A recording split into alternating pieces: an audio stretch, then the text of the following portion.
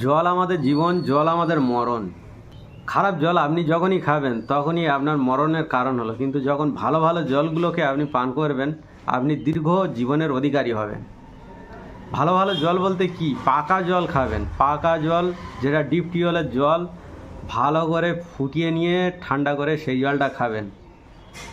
একটু ছোলার জল খাবেন, একটু চাল কুমড়োর জল খাবেন, চাল কুমড়োর জুস করে সেই জল খাবেন। আর খাবেন একটু পান্তার জল খাবেন, পুষ্টি ভাতের জল খাবেন। পুষ্টি ভাত মানে অ্যাকচুয়ালি ওটা ছিল পুষ্টি ভাত। দুপুরবেলা ভাত হয়েছে, সেই ভাতে জল দিয়ে রেখেছেন, সন্ধ্যায় বা রাত্রে খেলেন, পুষ্টি পেলে আপনার শরীরে সেই জলটা পুষ্টি পেল।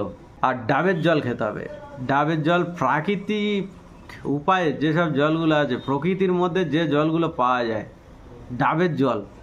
ডাবের জল দিনভরে আপনি 2-3 বার খান, শরীর তরতাজা থাকবে। আপনার অতিরিক্ত খিদে সেগুলো মিটে যাবে। বর্ষার জল ধরে রেখে খান। বর্ষার জল আপনি ভালো করে যদি রাখতে পারেন অনেক দিন ভালো থাকে। বর্ষার জল খান, সেটা আপনার শরীরের জন্য ভালো। অনেকের মুখে বলতে শুনবেন যে দিনভরে 4 লিটার 4.5 লিটার জল খাওয়া দরকার আমাদের শরীরের জন্য।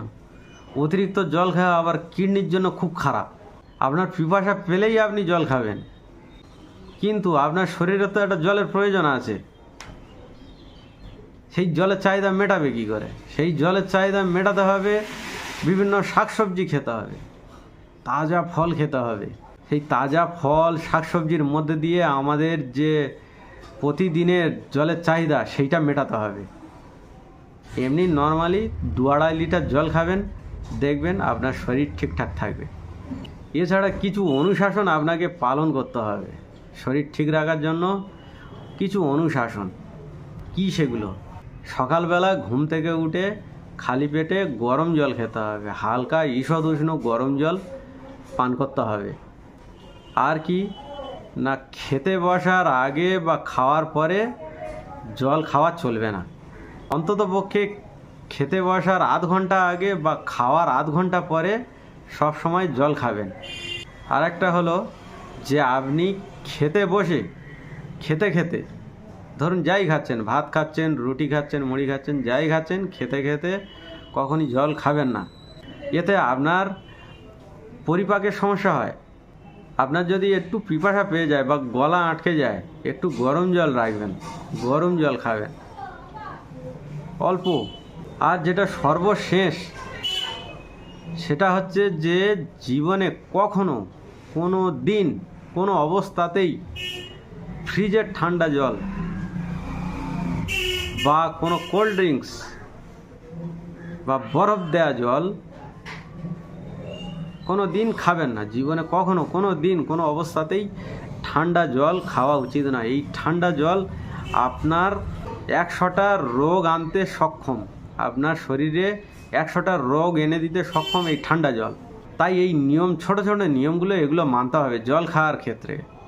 দেখবেন আপনি সুস্থ থাকবেন, সবল থাকবেন, আর দীর্ঘ জীবনের অধিকারী হয়ে উঠবেন।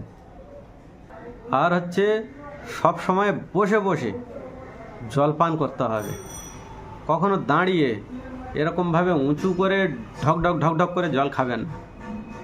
সব সময় বসে সময় নিয়ে ধীরে সুস্থে জল পান করবেন। এতে আপনার যত রকমের জয়েন্ট যে পেনগুলো হয়, আর্থারাইটিসের সমস্যাগুলো হয়, সেগুলো হবে না। হাঁটুর সমস্যা, বিভিন্ন জয়েন্টে ব্যথা, এগুলো হওয়ার মূলে হচ্ছে আমরা যে দাঁড়িয়ে জলপান করি। তাই সবসময় চেষ্টা করতে হবে বসে জলপান করার। দেখবেন আপনার বাত, পিত্ত, কফ এই 3টে আপনার কন্ট্রোলে থাকবে। জল যদি আপনি বসে খান, জল যদি আপনি খাওয়ার আধ ঘন্টা আগে, খাওয়ার আধ ঘন্টা পরে খান, খেতে খেতে যদি না জল খান, তাহলে বাত, পিত্ত, কফের উপরে আপনার একটা কন্ট্রোল থাকবে। আপনার শরীর ঠিক থাকবে, দৃঢ় থাকবে আপনার শরীর।